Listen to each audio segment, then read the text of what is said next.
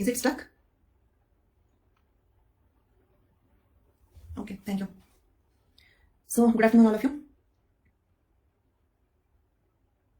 As of now, we completed marriage chapter from unit 2. Then we started family chapter from the same unit 2. Okay, and in the last class, we understood the definition of family. We defined what is family. Then after that, we have seen some functions of family. Now we started discussing the types of family. Okay, we can classify the family on several grounds. First, we discussed the classification of family based on the type of marriage. Okay, as a few more people are joining, let me clear some 2 questions that are already here.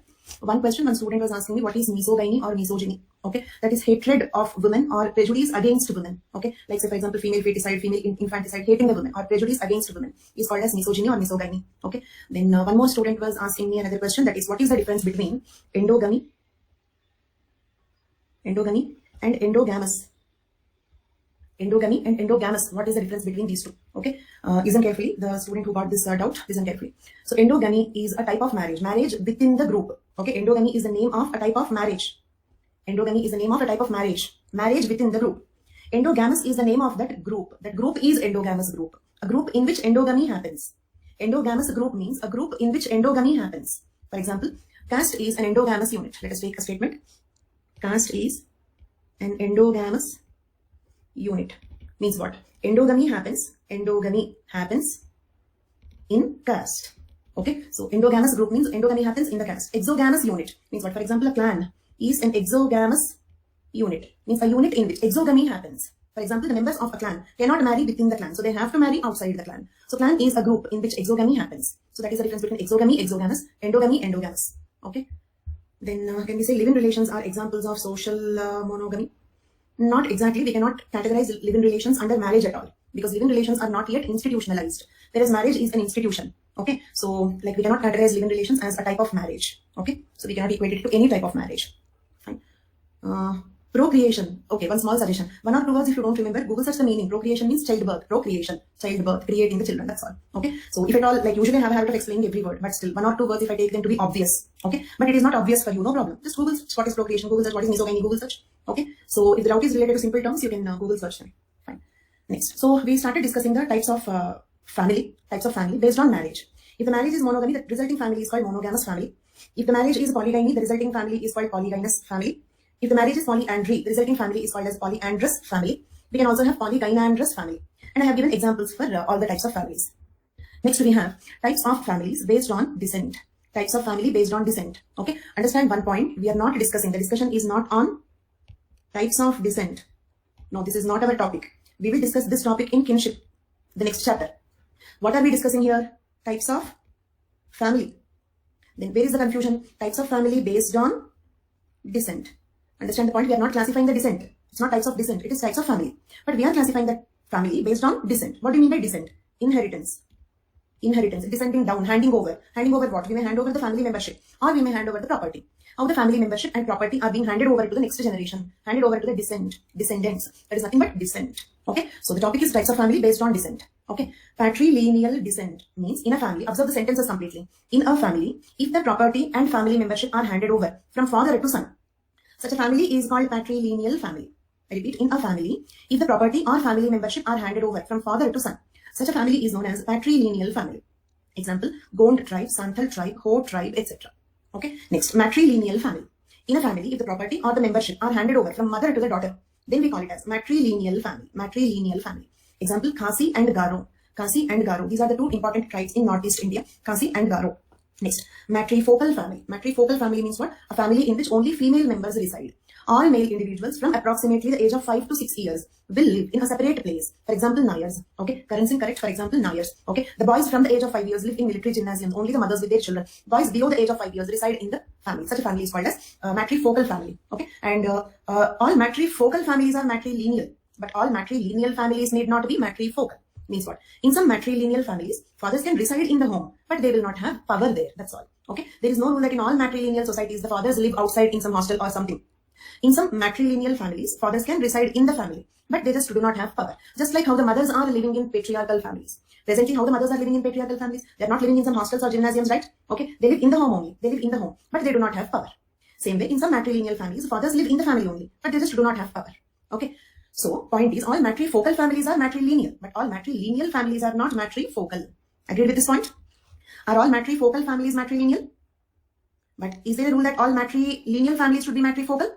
No, reverse is not true.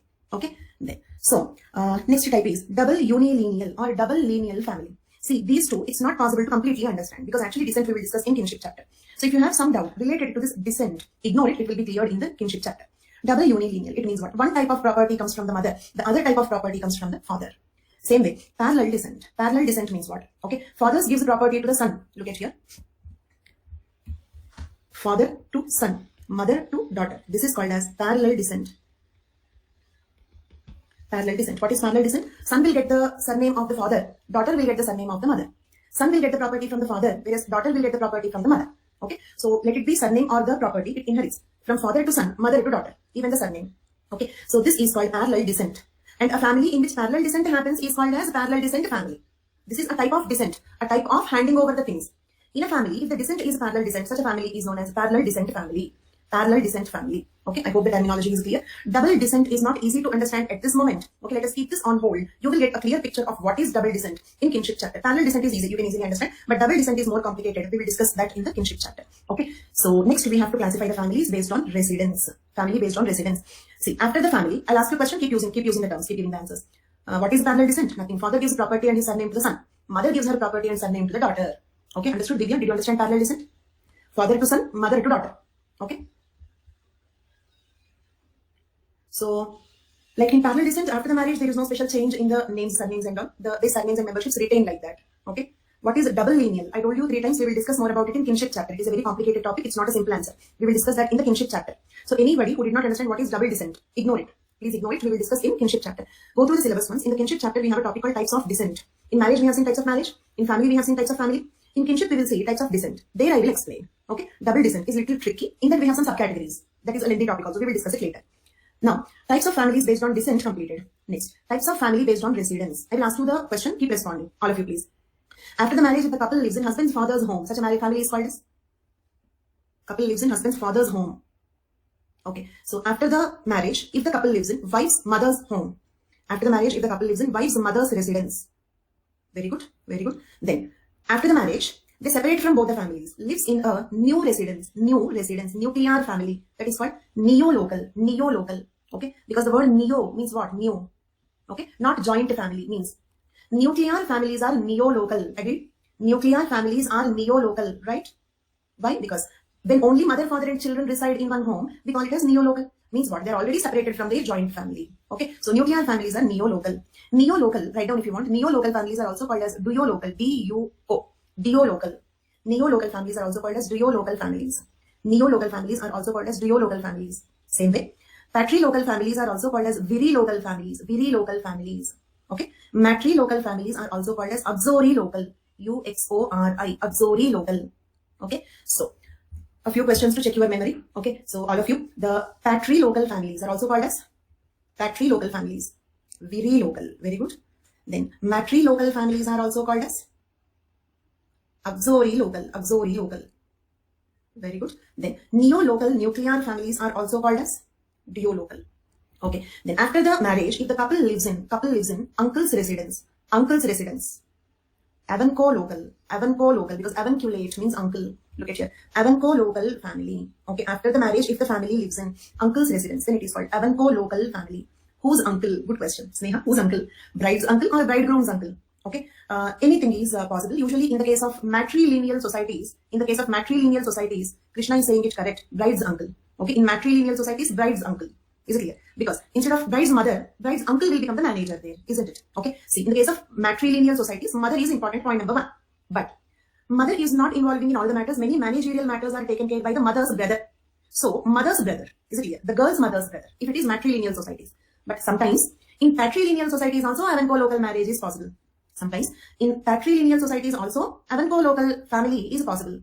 I will show you how it is possible a little later. Few more minutes later, I will show you in a diagram. Okay. Why avunco-local families happen in patrilineal societies. Clear? Then, next. Based on power. Again, let me ask you the question. What would you call? Listen to the concept and give me a word. Guess the word. Okay. After the marriage, if the power on the couple is that of bridegroom's father, if the power is that of the bridegroom's father, Harsh, bridegroom's father, patri potest. Fine. The authority on the couple is that of bride's mother, matriarchal or matri-potestal, both matriarchal or matri-potestal. Very good, very good. Okay. Then, if the authority is that of maternal uncle, bride's maternal uncle, even co-potestal, like this. Okay. As most of the terminology is clear, let us continue with the classification. Okay. Look at here. Family, okay, can be classified basically into nuclear and composite. This is a classification based on composition. Composition means, what general English word, the family is composed of whom, means who all are the members of the family. Okay, who are the members of the family? Not only husband and wife, many people are there. Okay, so now depending on the composition, this is the classification. Okay, so all of you tell me, this classification is based on what? This classification is based on what? Composition. Composition means members of the family, who all will live in that family. Okay, who are the members of the family? Okay, then now based on composition, the family can be broadly divided into nuclear families, composite families. Nuclear families, composite families. Now look at here, look at these diagrams. This is a nuclear family, this one. This is a nuclear family. Okay. The composition of a nuclear family is father, mother, unmarried children. Father, composite family, I will come to that. Okay. Let us first settle about nuclear family. Okay. I'll come to what is composite family, what is joint family later. First think what is nuclear family. Okay. Father, mother, unmarried children is called as nuclear family. Okay. Okay. Answer this question. A very large family. Let us suppose a father, a mother, and they had 1, 2, 3, 4, 5, 6, 7, 8, 9 children. Means totally 11 members. A very large family. 11 members. Can we call this family as a nuclear family? Yes or no? Participate in this poll. This is a nuclear family. True or false? This is a very large family. It's a nuclear family. True or false? True. It is a nuclear family. So nuclear family does not mean small family. Nuclear family means mother, father, unmarried children. How many ever might be the number of the children? Whereas a very small family, look at here, father, mother, they had only one son. And the son is married. Okay. Is this a nuclear family? All of you, is this a nuclear family? No, this is not a nuclear family. So nuclear family simply means father, mother, unmarried children. That is nuclear family. We can also call this as conjugal family. Why this is called conjugal family? Because between this mother and father means at least there is one couple having socially approved sexual relationship. Okay. So if there is at least one couple having socially approved sexual relationship, then that family can be called as conjugal family. Nuclear family or conjugal family. Then in some last class, some students were asking me a few questions. What will you call the family? Okay, look at here. Number 1, father, mother, daughter. But look at here, I have cancelled this is equal to symbol. This indicates what? Number 1 indicates what? Divorce. Okay, fine. Second case, father, mother, daughter. Then I have cancelled the circle. This means death. Mother died. Mother passed away. The third case, father dead. Father deceased or death. And then the fourth case, mother, father, but no, wife and husband, no children. They did not become mother and father, I mean to say. Okay, so in all these cases, we call the family as subnuclear family. Subnuclear family. Means nuclear family is mother, father, unmarried children, right? Means 3 components will be there in a nuclear family. Mother, father, unmarried children. Okay. Child dies also. That's what I'm telling. Listen to the statement. Whoever died. Okay. Nuclear family should have 3 components. Mother, father, unmarried children. Any one of the 3 components missing due to any reasons, it is called as subnuclear family. Okay. Let it be divorce or separation or death of the child, death of the mother, death of the father, whatever it is. Due to any reason, any one of the 3 components are missing, then it cannot be called as a nuclear family, smaller than a nuclear family. Therefore, we call it as subnuclear family. Clear for all of you? Now, so coming back to this flowchart. Families can be broadly divided into nuclear families, composite families. Nuclear family is clear. Now, what is a composite family? Composite families can be further subdivided into 1 and 2 categories. Composite families can be divided into 2 categories. First one, polygamous family. Look at this diagram. Okay, this is a composite family. Why this is a composite family? Look at here. Like this is actually a case of polygynandry, isn't it? Polygynandry. A man is married to a woman and the woman is married to another man. He is again married to one more man. This is polygynandry. Okay, in this husband, wife and unmarried son, nuclear family number 1. Okay, and then again, this woman, this man and this daughter will form another nuclear family. Okay, same way, this man, this woman and this son will make another nuclear family. Okay, there are 3 nuclear families here. 3 nuclear families, composite, added 3 nuclear families. And between the nuclear family 1 and 2, this woman is common for both the families. Okay, here also, this man is common in both these nuclear families. Whatever it is a composite of more than 1 nuclear families. In all the situations where there are more than 1 nuclear family, we call it as composite family. Okay. In all the cases where there are more than 1 nuclear family. Okay. Combination of more than 1 nuclear family. Composite family. In the composite family, like the first one is a polygamous family, right? In the 3 categories, 1, 2, 3, polygamous can be further subdivided into 3 categories. Polygynous, polyandrous, polygynandrous. We have seen polygynandrous, right? Let us say polygynous. Let us suppose this man is married to 2 women and he had 1 son here, 1 daughter here. So this is nuclear family number 1. This is nuclear family number 2. Together it is a composite family. What kind of a composite family? polygynous, polygynous composite family. Is it clear? Okay, I will draw one more picture, name it properly. A woman married to two men, and she had one daughter here, one son here. So this is one nuclear family. This is another nuclear family. Okay, and this woman is in between. This woman is in between the two. This composite family, together it is composite family. That composite family is called polyandrous composite family. Priya, it's not nuclear family. Cross check that. Polyandrous composite family. Very good. So, composite family is two types. Polygamous, okay, is the first type. Polygamous can be further subdivided into polygynous, polyandrous, polygynandrous. All the three are composite families. What type of composite families? Polygamous. Then, what is the second type of composite family? Listen carefully. These are a little tricky. Second type of composite family. Extended family or joint family. Extended family or joint family. Extended family or joint family.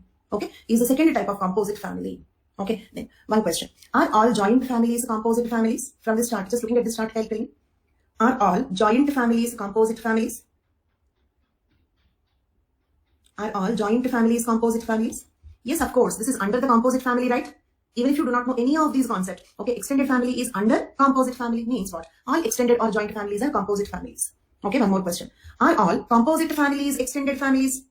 Are all composite families joint families? No, because we have polygynous families also, polygamous families also. Understood? All joint families are composite families, but all composite families are not joint families. We have polygamous families also. Now let us see what is a joint family. Okay, look at here. In this diagram I have given. This is a matrilocal joint family. Matrilocal joint family. Okay, use the word once. All of you use the words in your minds. Matrilocal joint family. Look at the diagram. Father, mother, son, daughter. Okay, if you observe, the son is excluded from the circle. Yellow color diagram, white color circle I have taken. Okay, son is out of the family. Son is sent into the other family. Just like in our matrilocal families. In matrilocal families, after the marriage, they send the girls to the other family, isn't it? Same way in matrilineal families or matrilocal families, boys will be sent to other family after marriage. If you observe, this boy is not included in this white colored circle. But daughter is within the circle. Daughter, her husband, their unmarried children. 1, 2, 3 generations. 3 generations. So it is joint family. Okay. Grandmother, grandfather are also present. So it is joint family. Okay. What kind of a joint family? Matrilocal joint family. Is it clear? Then now, in this case, like Evanco-local family. This is a diagram for Evanco-local family. Look at here. Father, mother, and mother's brother. Okay. Keep following the diagram. Father, mother, mother's brother, isn't it? Then ego's mother, ego's mother's brother, mother's brother's daughter, mother's brother's daughter. Okay. Now, in this case, all of you respond for a better concentration. In this case, the ego is marrying his, in this particular case, ego marries his cross cousin. Okay. Matrilateral cross cousin, mother's brother's daughter, mother's brother's daughter. Okay. Mother's brother's daughter. Then, after the marriage, ego goes to mother's brother's daughter's residence only. Okay. Her residence is not that of the bridegroom. The residence is that of the bride. But the bride is mother's brother's daughter. Means indirectly he is going to mother's brother's residence. Indirectly he is going to mother's brother's residence. Abhaya, how it became patrilocal? It is called patrilocal if he is husband's father. Husband's father. Okay. But here it is the wife's father. Wife's father. Means what? The husband's mother's brother.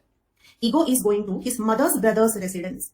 Ego is going to his mother's brother's residence. Then it is called as Evanco-local family. Okay. Such family is observed in Trobriand Island. Such family is observed in Trobriand Islands. Okay. Evanco-local family once more. Okay, I will explain. It's not that I'm explaining again. I will explain. Just follow the diagram very carefully. Step by step. Ego. Clear? Then go to the next level. Ego's mother. Who is she? Ego's mother. Clear? Then go to the next step. Who is he? Mother's brother, right? Mother's brother. Okay. Then she is mother's brother's daughter. Simple. Ego married mother's brother's daughter and started living in her home. Ego married his mother's brother's daughter and started living in her home. And her home is nothing but his mother's brother's home also. Okay. Her home, mother's brother's daughter home means what? His mother's brother's home also. So for ego it became Evanco-local residence. For ego it became Evanco-local residence. Understood? Abhaya, clear for all of you? Trobriand Islands is in New Guinea. This is a place where Malinowski did his field work. We will discuss about Trobriand Islands in other chapters. Unit 3, Economic Anthropology. Unit 6, Theories. In those topics, we will discuss about this Trobriand Islands. This is one very important case study, like the Nair case study. But not here. Here only as an example. We find such families in Trobriand Islands. A tribe called Trobriand tribe. It is matrilocal also in a way. It is matrilocal also. But for ego, it is Evanco-local also. Okay. In fact, Evanco-local residence is also indirectly matrilocal. Again, where does Nair live? How Nairs came in between? Priya. Nair's story is over long back. Nairs are in Kerala. Yeah, when it is applicable to ego, it can be called as Evanco-local. With respect to the girl, we may call it as matrilocal. With respect to ego, it is even co-local. And one more small thing. In kinship chapter, in family kinship, if you do not understand something, you just need not worry. They are like puzzles to solve. For example, if you get some Sudoku or some any puzzle, okay, so if you don't understand what you will do, you will sit with that for some time, isn't it? These are just like some tongue twisters or puzzles to solve. So if you do not understand immediately, look at that for a few more minutes, you will understand it. Okay, you have to spend some time with it. Okay, in family and kinship, the topic is like that. You will understand. Confusing and it's confusing, it is interesting. It is like a puzzle to solve. Okay, so if you just overcome you have your CSAT, we have blood relations questions. So it is something like that. It will help you in that also, by the way. Okay. So this is something like blood relations problems. Will be confusing, but the concept is not difficult. Only concentrate. Who is ego? For ego, who is she? Okay. And for her, who is he? Okay. His daughter is MBD. So with respect to ego, it is mother's brother's residence. With respect to the girl, it is mother's residence. Okay. So it means it is even co-local with respect to the boy, matrilocal with respect to the girl. Okay, like that. Fine. Now, if this question comes in CSAT, everyone will leave it. Now you will not leave it because you have enough practice here. Fine. Thank you so much, Abhya. Then this is, look at here all of you. This is matrilocal joint family, right? Same concept. If I take 2-3 more generations, see, up to 2 generations, it is called as nuclear family. Up to 3 generations, it is called as joint family. More than 3 generations, then we cannot simply call it as a joint family. It is called extended family. Okay. And 5-6 generations, lineage. 7-8 generations, clan. More than clan. Fratry, like that. So the smallest descent group is nuclear family. Understood? There. Now, look at here. This is matrilineally extended family. Okay, more than 3 generations or 4 or more generations. More than 3 or 4 or more generations. Okay, matrilineally extended family. Look at here. If you observe, I have drawn this diagram in white color and circled it in yellow. All boys are outside. Not all boys. Husbands are inside the circle. But all brothers are sent out. All sons are sent out. Understood? All sons are sent out. Brothers out. Sons get out. Just like in a patriarchal family, girls are sent out after the marriage. Okay, see, when they get married, they leave the family. They are not within the circle. What is encircled in yellow color is the family we are speaking about. Okay. So father, mother, son left the family after his marriage. Okay. Son-in-law came home, just like opposite to our joint families. Okay. In the case of patriarchal joint families, daughter-in-law comes home, right? Here, son-in-law comes home. One more son-in-law. Did you understand? Son-in-laws comes home, sons leave the home. Opposite in patrilineal joint families, sons leave the home. Daughters leave the home. Daughter-in-laws will come home. Okay. There.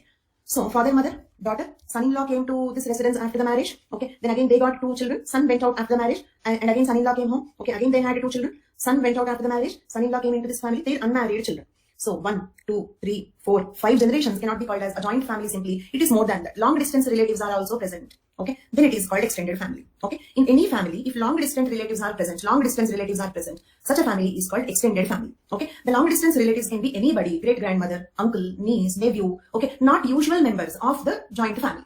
Okay. More distant relatives are present. Then we call it as extended family. One more picture. This is matrifocal family. Okay. So, some students were asking me, what is matrifocal? Not completely clear. Look at here. This will explain. This diagram will better explain matrifocal family. Okay. Okay, Priya, let us send the sons out. Repeat extended family. Simple extended family is this. Okay, means what? If you observe children, first generation, parents, second generation, grandparents, third generation, great grandparents, fourth generation, their parents, fifth generation. Great grandparents are very long distance relatives, right? Okay, so for example, do you at least know your great grandparents' name? Okay, means they're long distance relatives. So this is called extended family. Extended family is any family where distant relatives who are not usual members of the families also are the members. The long distance relatives can be great grandmother or uncle, niece, nephew, or wife's sister or husband's brother, anybody, unusual member. Okay, so this is one extended family, but all extended families are not like this. Extended family is a very broad word. Okay, so any distant relatives together is called as an extended family. If it is much larger than that, lineage, that's all. This is matrifocal family. Some of you was asking me, what is matrifocal family? Look at here. Here, not only sons, husbands are also sent out. Sons, son-in-laws, husbands, everybody. Okay, no males, only females. That is called matrifocal family. So, understood? What is the difference between matrilocal family, matrifocal family? If only sons are sent out, it is called, like Nayar, is Krishna correct? If only sons are sent out, it is called, son-in-laws are also sent out, husbands, brothers, sons, everybody, all males sent out. Matrifocal. So, all boys will reside in some other place. Okay, not in the family. Then it is called as matrifocal family. Example, Nayar. But not only Nayar. In many tribal societies, there is a concept called youth dormitories. Hostel-like places. Youth dormitories. That was a previous question also. Youth dormitories in tribal societies. That was a previous question. But we will discuss more about it later, about youth dormitories. Okay. So they live in such youth dormitories. These dormitories are some hostel-like places. Okay. Need not be military always. In the case of Nayar, it is military. Okay. It need not be military always. They are just youth dormitories. They are called youth dormitories. Okay.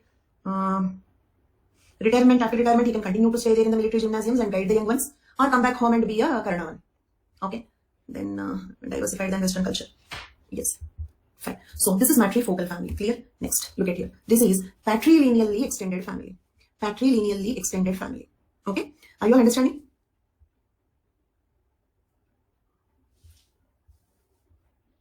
Okay. Did you have various confusion? You can tell me various confusion. You're not confusing. You're assuming it to be confusing. That's all.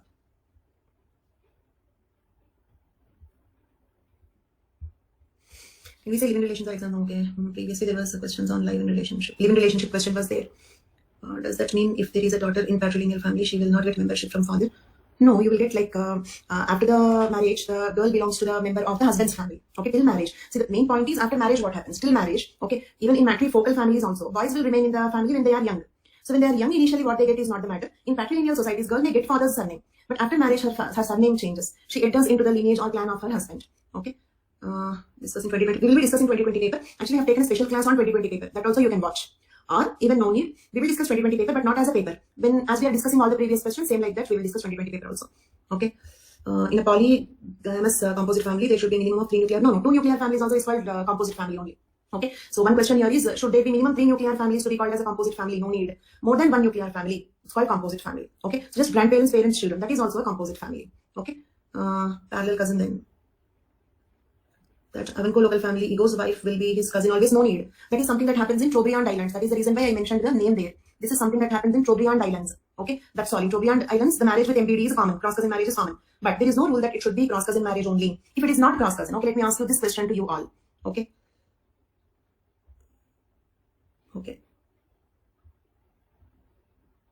Okay, fine. So I will ask you one question. In this particular case, Ego went into the wife's home, but the wife is not his MBD. All of you answer this question here. Okay. Ego went to wife's residence only, but his wife is not his cross cousin. Exactly. Matrilocal. Matrilocal. Okay. So if Ego goes to the wife's residence, okay, and Ego is not his cousin, then he is not his mother's brother at all, then it is not called Avanco-local for him. Okay. Then it is called as matrilocal only. Especially when he marries his mother's brother's daughter and goes to her home, then it will become Avanco-local for the Ego.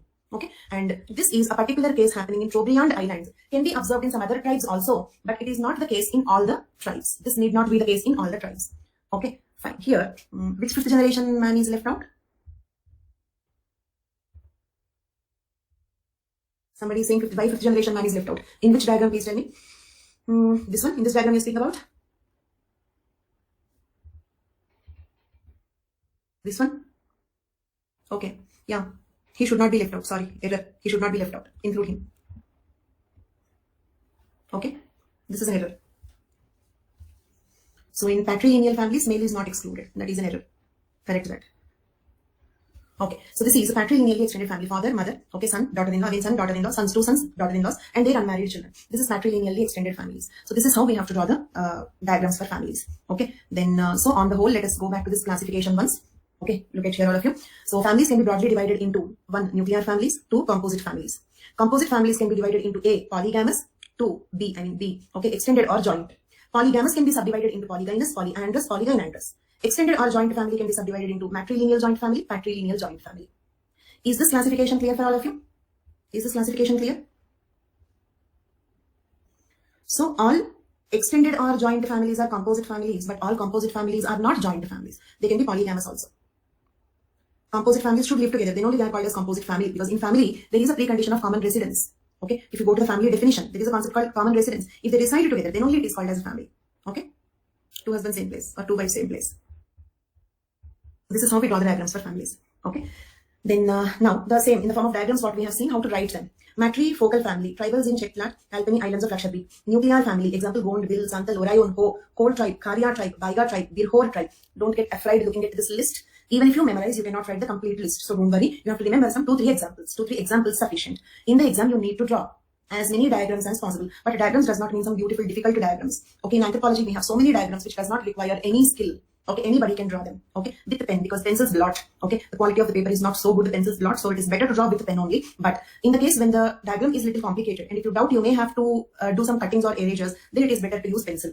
So most of the diagrams with pen, prefer pen. If the diagram is complicated, you're not sure, you may have to make some corrections, then better use pencil. Okay, then not colored pens unless and until it is very, very required. Say, for example, in some biotechnology and all, like when we combine 2-3 DNA molecules to differentiate between them, we may have to, but very, very rarely. Don't make the paper colorful. Only blue, black pen sufficient. Only blue and black pen. Okay, so nothing more than that. Pencil and any other color, very, very rarely. Very, very rarely. Okay, on the whole, the paper should not be very colorful. Next. So, subnuclear family. This form is a fragment of a former nuclear family which consists of a widow and her unmarried children. But we have seen other possibilities of subnuclear family also. Then there is another concept called stem family. Okay, there is another term here, stem family. Let us see what is this. Stem families are those families which were once upon a time a part of joint family. Earlier they were a part of joint family. Now they are separated. Okay. Actually, all nuclear families are stem families. All nuclear families are stem families. Because how are we defining stem family? Stem families are those families which were once part of joint family. Okay. So, coming out of joint family. Yes, coming out of joint family. Look at here. Let us suppose this is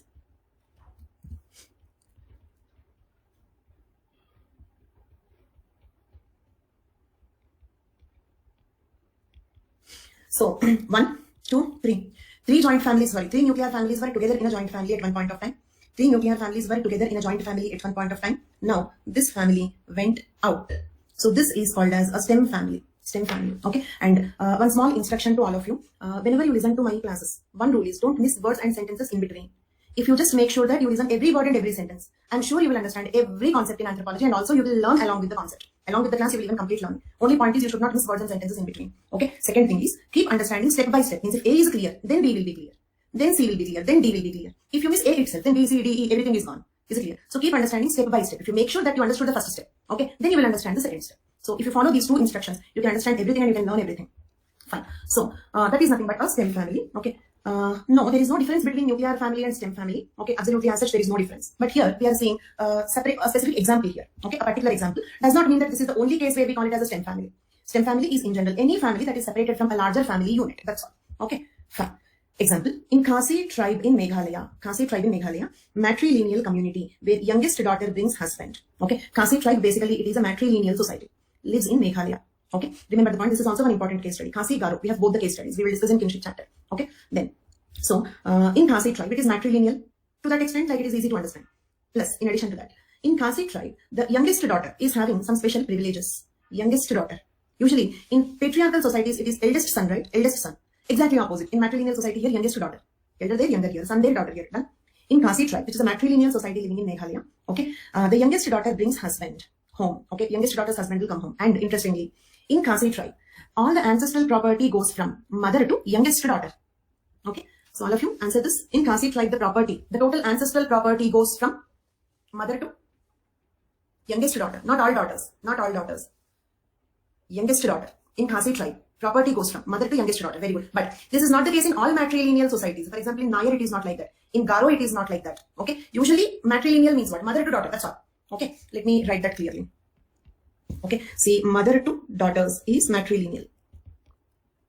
That's all. There is no point of youngest daughter. But a special case is Khasi. Here, mother to youngest daughter.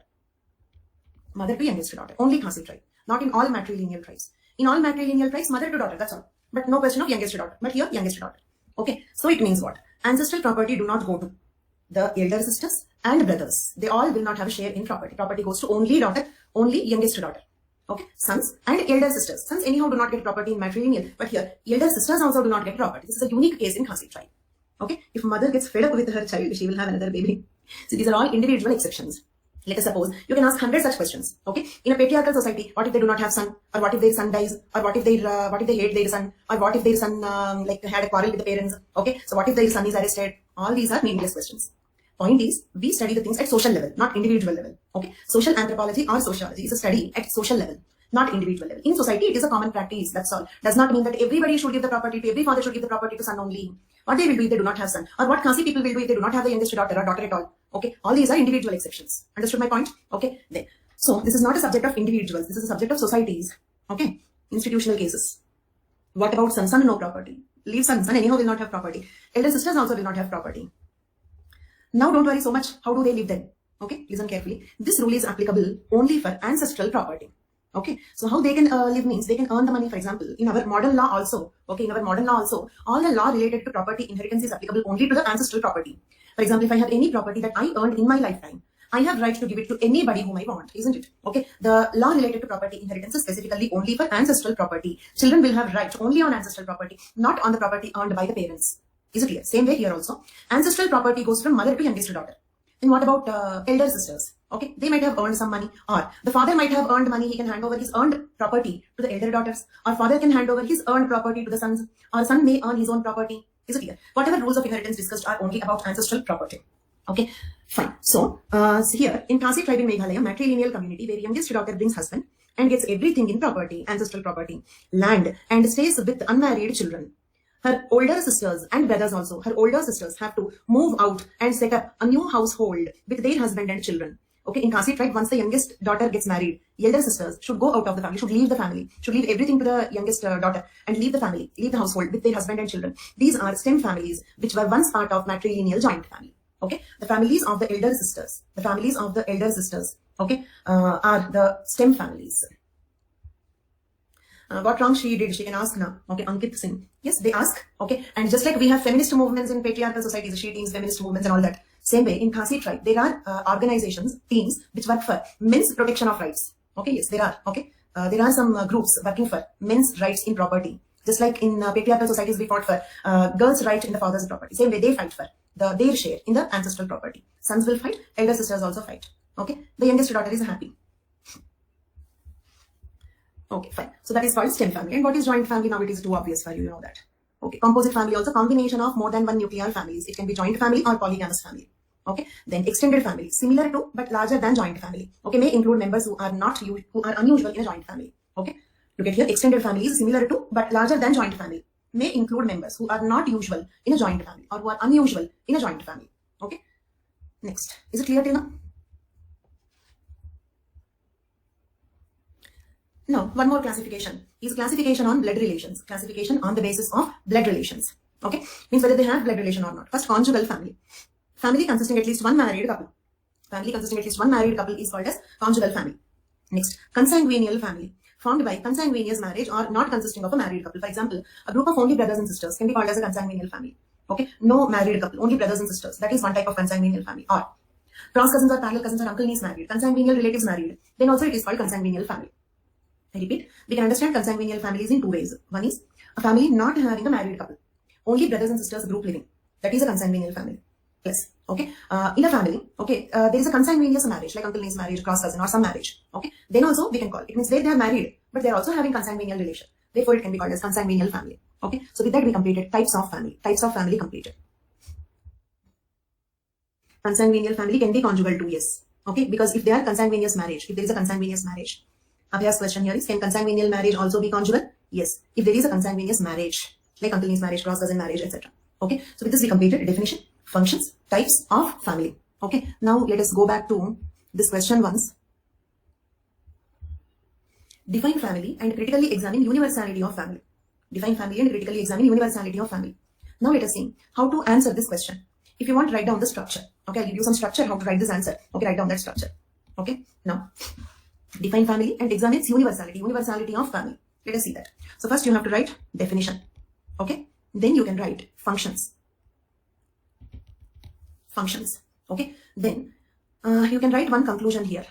The conclusion is, write down if you want. The conclusion is family fulfills some universal human needs. Family fulfills some universal human needs.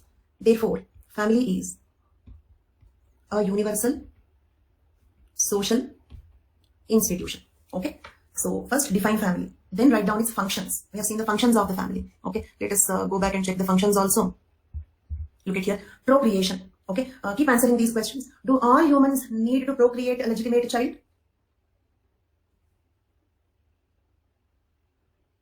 No need. No need of children. I'm speaking about social level, not individual level. I'm speaking at social level. Means individually you may decide not to get married. Up to you. No problem. Okay. Social level. Do all human societies require procreation of the children? At social level? Yes. Individually, that is up to you. I told you already. Any question I ask, I need not specify at social level. Remember that. Because our study is sociology, social anthropology. Right. We are not studying about individuals. Because individuals, there are 100 possibilities. There are unlimited possibilities. Okay. So, for example, when I say marriage is a universal institution, does it mean that everybody will get married? No. It means we have marriage institution in every society. Okay, same way, family is a universal social institution does not mean that everybody live in family. No, some people may live in orphanages also. Okay, so family is a universal social institution means it is present in all human societies. So from now onwards, one standard instruction for all topics in social anthropology. Okay, so anything we discuss, we are discussing at society level, not at individual level. Individual exceptions are unlimited. Anything is possible at individual level. Okay, then so yes, in general, in all human societies, people need to procreate children. Okay, in all human societies, is sex relation a basic need? Sexual relation is a basic need. Economic cooperation is a basic need. We all need emotional base. We all need a sense of responsibility. Every society needs a social control. Okay, it's not that in India we need social control. In Africa they do not require social control. Not like that. In every human society we need social control. Okay, so am I audible? You're able to hear? You're able to see? Fine. Same way, in every human society we need to upbring the children. Okay, and fulfillment of basic needs like food, shelter, clothing, health. Okay, all children need the support for all these things from the parents. We all need psychological security. Okay, we all need rights, duties. Okay, and most of these functions, what are the functions of the family? Family is fulfilling some needs. These needs are universal. Understood my point? Family is fulfilling some functions. Family is fulfilling some needs. Okay, these needs are universal. So, family is a universal social institution. Understood? So, first we have to write definitions, 1 or 2 definitions, then list out all the functions. After you write all the functions, what is the conclusion? Okay, the function of the family is to fulfill certain human needs that are universal. Okay, the function of the family, the duty of the family is to fulfill the needs of humans which are universal. Therefore, family is a universal human social institution. And add one more sentence. This is a functionalist explanation. Functionalist explanation of universality of family. Okay, add the sentence, write down, I'm dictating. This is a functionalist explanation of the universality of family. Okay. Like the way I have given, you can write the functions the way I have given here. Okay, little elaboration in the points. You cannot write more than this. Okay, if you count the word limit, the 2 definitions and all these functions will easily make up to 250 words. And how you have to write should be decided based on marks allotted. That is one important measure. So I hope you have written this sentence. This is a functionalist explanation of universality of family. Okay, what do you mean by functionalist explanation? In the unit 6 is, if you all are in okay, criticism for what? Chandini Kumari, criticism for what? Okay, so like functionalist explanation means what? Let us see that. If you all were there in the orientation class, the very first class, where I have explained the syllabus, okay, so in that I told you that unit 6, it is anthropological thought or theories. One theory is functionalism, okay, functionalism, right? Functionalism states that every social institution fulfills certain human needs. So every human institution is having some functions. It functions to fulfill the human needs. So that theory is called as a functionalism. The thinkers who agree or propose functionalism theory are called functionalists. For example, Malinowski is a functionalist thinker. Okay, functionalism. Okay, functionalist thinker is a thinker who believes that every social institution is originated to fulfill certain human needs. Every social institution is originated to fulfill certain human needs. That is called functionalism. So, family fulfills some universal human needs. Therefore, family is a universal social institution. This is a functionalist explanation of universality of family. Okay. Then, after that, next you can also write types of families. Answer is not completed. Okay. Next you will write types of families. Types of families. And here you write one more conclusive statement, one more conclusion. That is, one or the other type of family is present in all societies, almost all the societies. Therefore, family is a universal social institution. Okay. So, one or the other type of family is present in almost all human societies. Therefore, family is universal social institution. Understood? No criticism, Chandni. How much ever you highlight, how many times you repeat, there is no criticism. Family is universal. Family is universal. Okay. Then, so one or the other type of family is present in almost all human societies. So therefore, family is a universal social institution. So this is how, these are the 2 ways in which we can prove that family is a universal social institution. One is a functionalist explanation. The other is based on types of families. Okay. If not one type, say for example, we don't have a patriarchal family here, then they have a matriarchal family. If they don't have a joint family here, they will have a nuclear family. If they do not even have a nuclear family, they will have a subnuclear family. One or the other type of family is present in almost all the human societies. So therefore, family is a universal social institution. Okay. Then, should include both ways. Better include both the ways. Better include both the ways. Okay. If we write 2 conclusions, examine thoroughly. So then don't use the subheading conclusion. Okay. This is functionalist explanation for universality. Okay. So you need not use the word conclusion there. You can use, this is functionalist explanation for universality. How functionalists will explain universality. Okay. So you need not use the subheading conclusion there. Definition of family is not universal. Family is universal. Definition is not universal. In fact, no definition is universal. Okay, definition of marriage, definition of religion, definition of family, definition of any definition is not universal. For every concept in anthropology, we have some 20-30 definitions you will get. Okay, we can only see whether the concept is universal or not. No definition is universally accepted. No definition of any concept is universal. Okay, two definitions sufficient. Definition is opinion based, not only opinion based. In definition, we have to give the total concept in some 2-3 lines, right? So definition is something like minimizing the scope of the topic. Family may have 100 features, but a definition cannot be 100 sentences, right? So any definition of any concept will limit the scope of the concept. So in fact, I do not believe in defining the concept at all. I rather believe in explaining that concept. But because we have to write definitions, we will formally write 1 or 2 definitions. But definitions have a lot of limitations. Primarily because you have to give the total concept in 2-3 lines, which is not possible. Okay. If we write definition, read in some book or anywhere, then yes, any definition is okay. Whatever definition you feel is applicable, you can use it. You need not write the definition that I have given. Okay. You can write the definition of any other thinker also. But one small point. Go through the syllabus once. In Unit 6, the names of some thinkers are given. The names of some thinkers are given. For example, evolutionism, Tyler, Morgan, Fraser. Functionalism, Malinowski. Structuralism, Levi-Strauss and Edmund Leach. Structural functionalism, Radcliffe Brown. Like that, some names of thinkers are given. It is better to write the definitions given by those thinkers because they are more important thinkers in anthropology. Okay. So if we have any definitions of those thinkers, then better use them. For example, G.P. Murdoch's definition, Malinowski's definition. Better write Malinowski's definition because we don't have G.P. Murdoch in our syllabus, but we have Malinowski in our syllabus. Okay. So just go through the list of thinkers given in the Unit 6. If at all that there is a definition given by any one of those thinkers, it is better to use that. Otherwise, if there are 2-3 definitions, none of them are from those thinkers, use whatever you want. Okay. Fine. So can you all write the answer for definition and universality of family? Definition and universality of family? All of you? And if the question is define family, write a note on types of families. Just like the question that we have seen in marriage chapter. Define family, types of families. These are 2 possible questions as of now. From family, these are 2 possible questions. Done. So next, there is another topic here. Here, there is another topic that is mode of production and type of family are correlated here. Mode of production, type of family, they both are correlated. Okay, means when the production was primitive communism. Okay, what do you mean by primitive communism? So a situation where every person will work how much ever they can work and consume whatever they want to consume. There is no individual property ownership. That concept is called primitive communism. For example, in primitive societies, hunter-gatherer society. Okay, so when the economy is hunting and gathering, they do not have surplus. Okay, mostly the surplus is meaningless also there because let us suppose if they hunt an animal.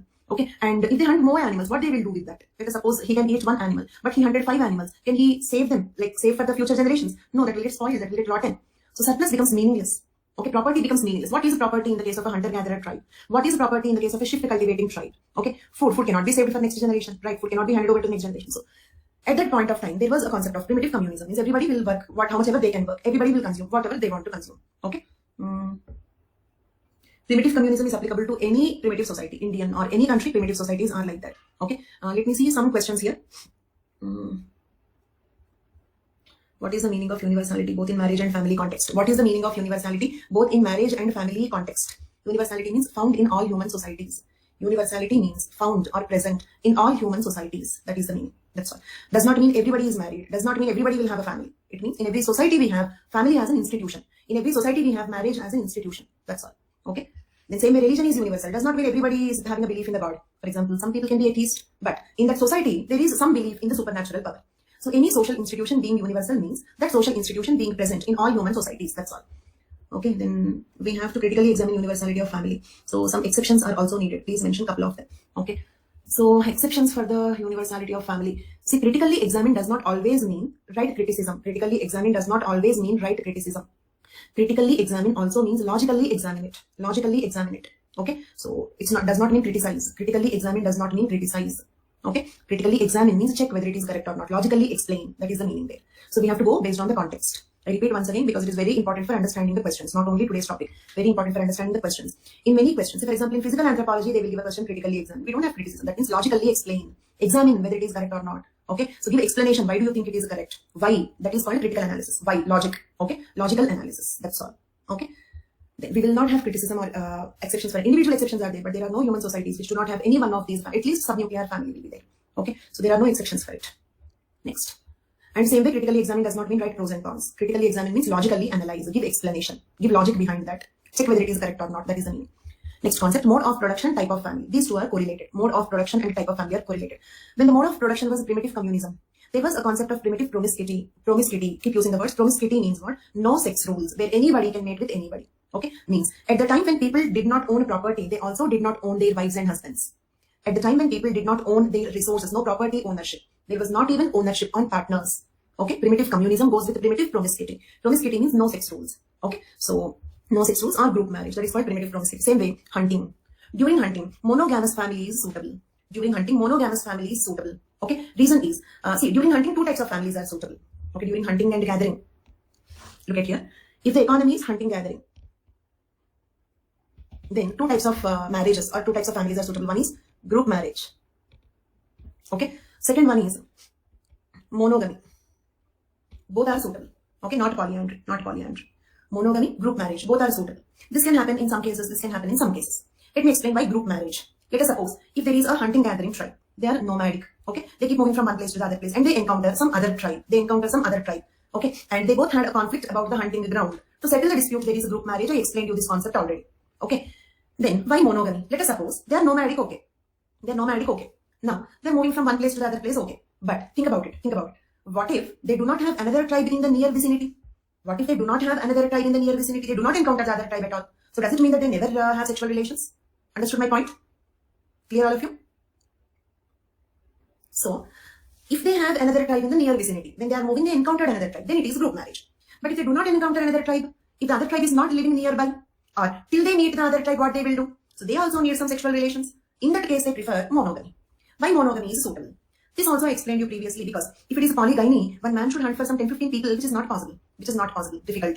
Same way polyandry is also not possible, because already hunting gathering. Keep answering. In hunting gathering, who is having the responsibility of hunting? All of you, man or woman?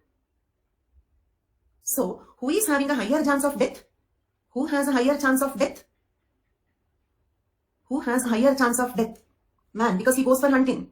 Okay, he may kill the animal or the animal may kill him, anything can happen. So it means more male mortality. Okay, so women number is more than the men. Women number will be more than the men in case of hunting gathering society. So polyandry does not numerically work out. Polygyny does not work out practically. How can one man hunt for 10-15 people over there? Okay, so if there should be any individual marriages, then it is monogamy. For hunting gathering societies, if there is any individual marriage, it is monogamy or it is group marriage. Okay, either group marriage. In addition to group marriage, if they require some individual marriages, then it is monogamy. How group marriage? I told you at least 6 times. I told you, if they encounter another tribe, fighting between the two tribes, why to fight? Get married. That's all. Is it clear? So that is how the group marriages happen. Okay, marriage is better than fighting. That is called group marriage. He might have said, okay, so all members get married. Fine. So group marriage is one possibility. Otherwise, it is monogamy. In agricultural societies, polygynous families, because as I told you, the traditional agriculture will have a surplus production. Okay, so the family units are large. Moreover, they are settled in one place. So the family units are large. Okay, and the domestic work is more domestic work. Okay, so because of this, what happens is, moreover, the domestic work was not mechanized. So therefore, the women need the support of other women. More women needed in the home to work. So agriculture, it is a polygynous family. So do you agree? Mode of production determines the type of family. Okay, take down the sentence. Mode of production determine type of family. Same way determines the type of marriage also. Mode of production determines type of marriage, type of family. Okay, mode of production determines type of marriage, type of family. Okay, then. So there was a question: where do you situate? Live in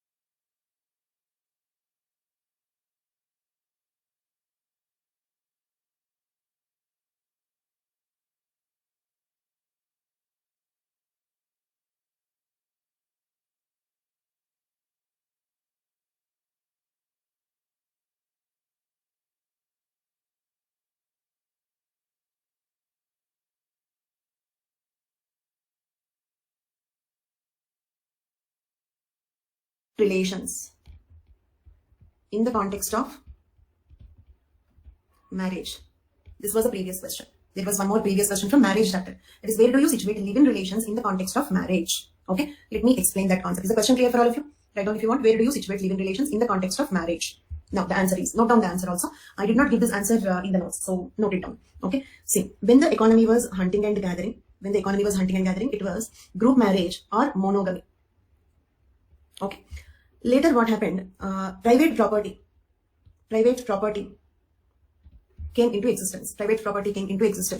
So because of that, private property and even agriculture started. Okay, at this level, the group marriage gradually evolved into polygamy. Why group marriages evolved into polygamy? Because group marriage means what? Group marriage or primitive promiscuity. Let me write it once again.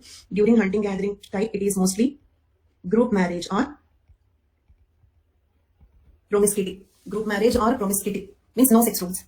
Later on, like agriculture started and private property concept started. Okay, with this it became polygamy. Okay, then polygamy is two types. Okay, write this as a flowchart. Polygamy is two types: polygyny, polyandry. Later, polyandry discontinued. Both existed for some time. Later, polyandry discontinued. Okay, why polyandry discontinued? Because it does not work. Because inheritance is not possible. Property inheritance is not possible. Okay, father cannot know who is the biological son. Understood? So polygyny continued for some time. Okay, then later, only polygyny does not work due to numerical reasons. So it also discontinued. Okay, if polygyny, polyandry both continue, then it is possible. Numerically it works out. Because one woman will marry two husbands and one man will marry two wives compensated. Numerically it works out. But if polyandry discontinue, then only polygyny cannot continue due to numerical reasons. So polygyny over a period of time evolved into monogamy. Okay, Okay, answer a few questions, all of you. What was the first form of marriage? Quickly, and all of you. What was the first form of marriage? Group marriage. Monogamy is also possible, but let us leave monogamy for some time. I agree monogamy is possible. Okay, but even if there was a kind of a monogamy, there was promiscuity also, kind of no rigid sex rules. So all of you, what was the first form of marriage? Group marriage or promiscuity? Okay, it is when there was primitive communism. No ownership on property, no ownership on partner. No ownership on property, no ownership on the partner. That's all. Later, private property ownership started. When private property ownership started, okay, and they started agriculture, group marriages gradually evolved into, all of you, very good. So clear till now? So like this, you just have to understand step by step. Okay, group marriages evolved into polygamy. Then you may get one question, why group marriages evolved into polygamy? Why they did not directly evolve into monogamy? My question is, why they are evolved into polygamy? Why they are not directly evolved into monogamy? Reason is, when they are used for free sex without sex rules, all of a sudden, strict sex rules is not possible. So, promiscuity did not directly evolve into monogamy. Because monogamy is a very strict sex rule, only one partner. Okay, which is not easy for the people who got accustomed to promiscuity. Okay, did you understand my point? Promiscuity to single partner. Is it an easy transition or a difficult transition? Promiscuity to just a single partner. Difficult. So, first promiscuity became polygamy. Understood till here? Then. So, what are the two forms of polygamy? Primitive communism, group marriage, or promiscuity. That became, when private property came into existence, that became polygamy. Polygamy is polygyny, polyandry. Now tell me, which one stopped, discontinued first? Which one between these two discontinued first? This discontinued. Why this discontinued? Because inheritance is not possible. Property inheritance is not possible. So it discontinued. Then only polygyny continued for some time. Now tell me, all of you, will only polygyny work out numerically? No. So for numerical reasons, this also discontinued. Okay. So polygyny evolved into monogamy. This is how monogamy came into existence. Right. Now the point is, so presently the most favorite form of marriage is monogamy. But in monogamy, if the wife and husband love each other, if they want each other, okay, they will live together. But at one point of time, they used to live together, even if they hate each other. Even if the husband is beating, even if the husband is ill-treating, whatever it is, marriages were stable at one point of time. At one point of time, marriage, monogamy was a very stable social institution at one point of time. Okay, even if they hate each other. Is it clear? What was the reason? Women dependence on the men. Women dependence on the men. Economic dependence. Okay, the girl's parents used to say to the girl that, okay, if you want, you die but don't come back. Die but don't come back. Is it clear? That was the situation. Economic dependence was the reason. See, in the olden days, in the modern days, whatever might be the time period, if the wife and husband love each other, they will live together. Today also, if they are compatible, why do they leave? Okay, but if they are not compatible, they are not hesitating to leave. Agreed? If they are not compatible today, they are not hesitating to leave. If they are compatible, of course they will live together. Nobody will stop them. Okay, but if they are not compatible, something wrong happens. Okay, some quarrel, some issue, some dislike, some obstruction to freedom, something. They are not hesitating to leave. Divorce became common. Divorce became common. Now, once divorce became common, okay, there comes another thought, that is, divorce is difficult. Okay, let me tell you one case. Like, this is from my personal circle, one of my relative. Okay, so like they got married and they did not like each other after the marriage. So, like the man wanted a divorce, but the woman, the wife was not ready to give consent. Women's consent is very important in divorce. So the woman was not ready to give the consent. Then he fought legally for the divorce for 5 years. For 5 years, he fought legally for the divorce. At the end of 5 years, he decided that it is easy to live with her than fighting for a divorce. So they started living happily thereafter. Okay, they started living happily thereafter. So in India, for a man, it is so difficult to get the divorce. Okay, so because of that, the new generation, the young generation is in a viewpoint that why to get married, why to suffer. Okay, see, when anyhow we are of an opinion that we live together only as long as we love each other, only as long as we are compatible to each other. Okay, then why do we need a legal bond called marriage? Why do we need a legal bond called marriage? Why all this headache of divorce, legal issues, all obligations between two families and all? Why not live together? This is how the concept of live-in relations came in the context of marriage. Okay, so this is where we situate live-in relations in the context of marriage. When the marriage was evolving, this is where we can situate the live-in relation in the context of marriage. Is it clear? So presently, live-in relations are not yet institutionalized. Okay, but like one more small observation. Once again, from my personal circle, actually she was one of my student. Okay, one of my student was very close to me. She used to come to my home daily. She became a personal friend also little later. Okay, so like she had like kind of many boyfriends and she used to share all those stories with me also. And what I noticed is like she was not so sad even on the day when she had a breakup. For old generation like that, it was unusual. I felt it is very unusual. If there is a breakup, they should cry loudly. That was my feel, my opinion. She was not so sad even on the day of the breakup. Okay. Then like she explained about like first time she only told me about the concept of this dating apps and all. Okay. Then I asked her like, okay, it's not a very emotional bond, it's okay. But at least you are used to conversations for a long duration. You are meeting regularly. So now at least the company is not there. Are you not at least missing that component? I asked. Then she said, no, I'm again searching for the next person in the dating app. She showed me for the first time I have seen that dating app. Okay. So then I got one idea that presently, like when in the generation, and in our generation, in our time, we used to say like, we love that person or that person loves me. In this generation, presently, I'm not hearing the concept of even I love him or I love her. People are saying we are in relation. This is a new word that I'm hearing these days. Okay, in our time, when we were young, we used to hear like, we were in love. Okay, they are in love. But now the word is, they are in relation. They're even like kind of even staying together is not being considered very wrong among the younger generation. Okay, so this is a kind of trend changing. The generation is changing. So in this context, what happens is, okay, probably future, after 20, 30 more years, it may be difficult for the people to stay in a monogamous relation. After a few more generations, it may be difficult. Okay, for the next generations to come, it may be difficult to stay in a monogamous relation. So probably the living relations may be institutionalized in future. We don't know. Presently, living relations are not institutionalized. We rarely find some such cases. So this is where we situate living relations in the context of marriage. Okay, and family, whatever it is. Fine. So that's all for today's class. Yeah, weapons for hunting are considered as property, but that is not very crucial. That's not a huge property. That's all for today's class. If you have any questions, you can ask me. So I hope you all are understanding the things.